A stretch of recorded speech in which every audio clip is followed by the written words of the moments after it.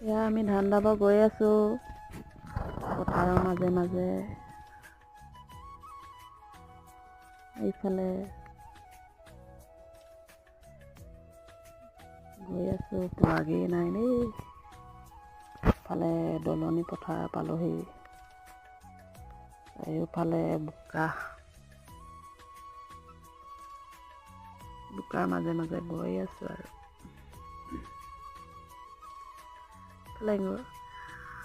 অলপ ধান দাই আমি বহিলোঁ, বেটাই কিবা এটা কৈ আছিলে আৰু।